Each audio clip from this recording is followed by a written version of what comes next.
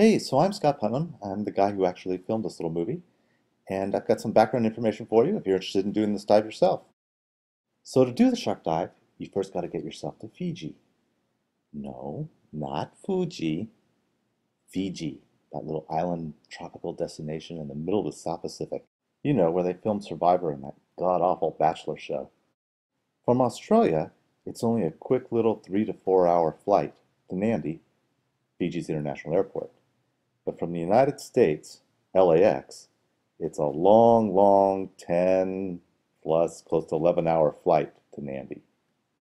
And once you've cleared customs, you'll need to take a cab or a bus down to Pacific Harbor and Bengal Lagoon. It's about a 2-hour ride.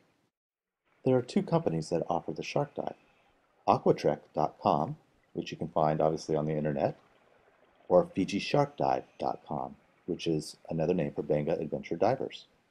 You will need to make a reservation with both of these companies. If you're looking for a place to stay, both companies can suggest accommodations.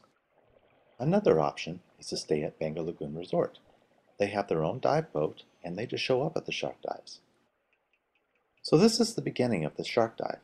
It starts at an overturned fishing trawler. And then you swim down past these paving tiles till you see a rope, and it's sort of on the edge of a plateau which falls then down into a canyon. Once there, all the divers are directed to line up along the rope. Now the first thing we saw when we got down there were bull sharks, just 2 of them. Now normally, this shark dive can have up to 40 bull sharks swarming. It's unbelievable. But during the months between September and December, most of the bull sharks are gone.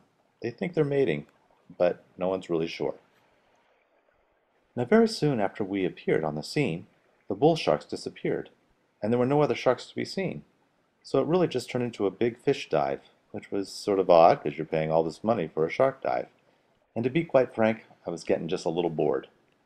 And then Joyce showed up, and things got a little more exciting. So, as you can see, Joyce is a tiger shark, and I've got a wide-angle lens on here, so it's really hard to tell, but she's actually quite close to me. Tiger sharks rarely show up for this dive, so to actually see one was really spectacular. Last one these dive companies had seen was 5 weeks prior. I'm expecting Joyce to follow the same pattern and come back through again the same way. But all of a sudden I notice she's coming straight down at me. So you're going to see dive masters come right up in front of me and push the tiger shark away. And now it's only 2 feet away from me. It's that close. Now am I scared? Yeah, just a little.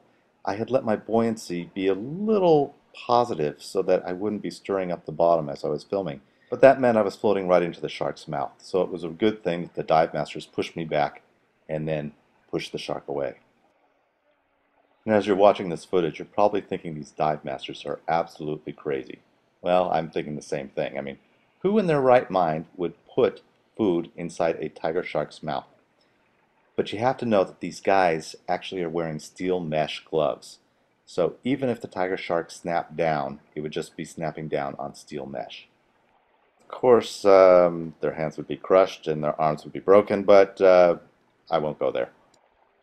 Now, if you're paying attention, you'll notice that the visibility is just wretched. So up above, there is a pretty big storm that's brewing. There's 6 to 10 foot waves, and a lot of the divers are actually doing projectile vomiting when they're on top of the boat.